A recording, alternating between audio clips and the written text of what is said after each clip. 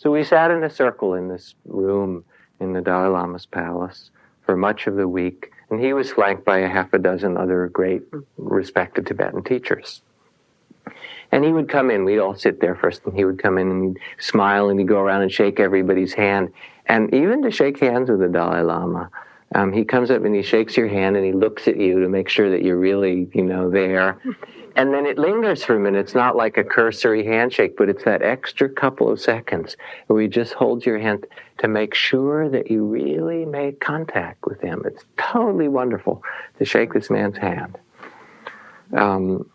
So he comes in, and I brought back a few pieces of wonderful Buddhist art. There's a tanka that you can see over there, a sacred painting, which is the Buddha Avalokiteshvara, or the Bodhisattva, who is depicted with 1,000 arms and 1,000 pairs of eyes. If you look, it's painted, you can count them. There's exactly 1,000 the artist did. And that is the 1,000 hands to touch every single being in every realm, in every dimension of life, and to awaken in them the great heart of compassion and the awakening of the Buddha. The Dalai Lama is supposed to be that person. In the Tibetan mythology or understanding, that Buddha who brings compassion to every being is born each lifetime in the form of the Dalai Lama. That's who the Dalai Lama is supposed to be. And he seems it. He's absolutely wonderful. I mean, you get to hear my opinions a lot here. So tonight I'm going to talk about what the Dalai Lama had to say, sort of for a change and benefit. From the beginning, he said, deep down what matters is only the spirit of compassion, only what benefits beings in every form, in every realm on this earth. And he spoke to us as teachers. He said, don't think how I can spread Buddhism in some way. It doesn't matter if there's even one or two more Buddhists. It doesn't matter at all.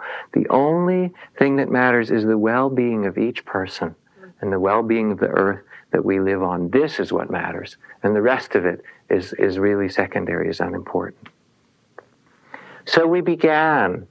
And one of the early discussions we had was about transmission from teacher to student, the authorization of the role of a teacher. Who is a genuine teacher? Someone pats you on the head and says, now you are a Zen master, or whatever. How does this happen? And we're talking about the different ways that happens. And Kwang Roshi asked the Dalai Lama what was his perspective on it. And he was quiet for a moment and he said, strictly speaking, no one can create a teacher. No one can authorize a teacher, say, now you are a teacher. Said, it is only the students of that teacher who can do so. If what that teacher does brings benefit to the hearts of those students and brings awakening to the lives of those students, then you can say, yes, that is a true teacher.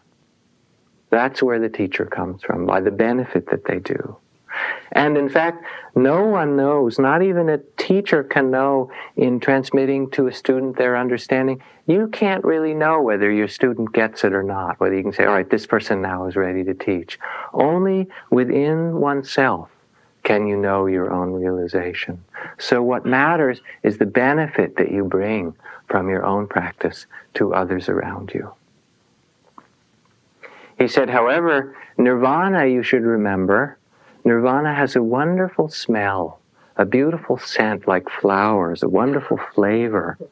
And you can tell it when you're around people who are connected with nirvana. You can tell it around places where there's that odor, that fragrance of peace, and that fragrance of well-being, and that fragrance of liberation. So he said, you should, look for that, smell that, listen for that.